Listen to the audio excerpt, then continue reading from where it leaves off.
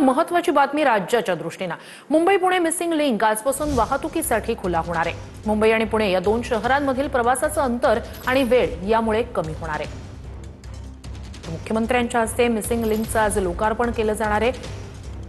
Engineering क्षेत्रातला अद्भुत असा हा आविष्कार ज्याला म्हटलं जात आहे। अधिक या सगळ्या संदर्भात जाणून घेऊया आपले प्रतिनिधी रणजित जाधव यांच्याकडनं। रणजित, याचा एक व्हिडिओ मुख्यमंत्र्यांनी शेअर केलेला होता आणि अभियांत्रिकी क्षेत्रातला आविष्कार असं त्याला म्हटलेलं होतं। म्हणजे काय याकडे आपल्याला कशा प्रकारे बघता येईल आणि राज्याच्या दृष्टीने, राज्याच्या इन्फ्रास्ट्रक्चरच्या दृष्टीने हा आणखी एक माइलस्टोन म्हणता येईल का?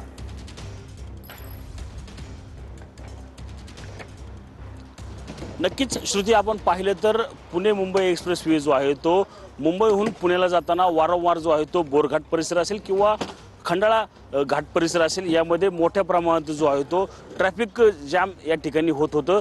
त्यालाच पर्याय म्हणून आता या ठिकाणी मिसिंग लिंक जो आहे तो आजपासून म्हणजेच महाराष्ट्र दिनापासून आज याचं लोकार्पण जे आहे ते महाराष्ट्र राज्याचे मुख्यमंत्री देवेंद्र फडणवीस असतील, त्याचप्रमाणे दोन्ही मुख्यमंत्री यांच्या उपस्थितीमध्ये हे पार पडणार आहे। आपण पाहिलं तर हा संपूर्ण परिसर जो आहे तो लोणावळ्याच्या बाजूने सुरू होतो। आपण पाहू शकतो की लोणावळ्यावरून खालच्या बाजूला म्हणजेच खोपोलीच्या बाजूला जाणारा हा लिंक आहे, तर मिसिंग लिंक आहे। तर पलीकडच्या बाजूला पाहिलं तर मुंबईवरून पुण्याच्या दिशेला येणारा जी लेन जी आहे ती त्या बाजूला आहे।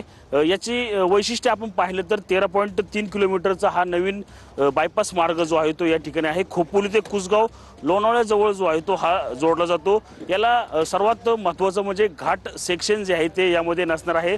त्यामुळे वारंवार होणारी वाहतूक कोंडी जी आहे ती आता या दोन्ही मिसिंग लिंकच्या माध्यमातून जी आहे ती आता वाहतूक कोंडी या ठिकाणी टळणार आहे। यामध्ये भुयारी बोगदे आहेत, दोन मोठे बोगदे आहेत।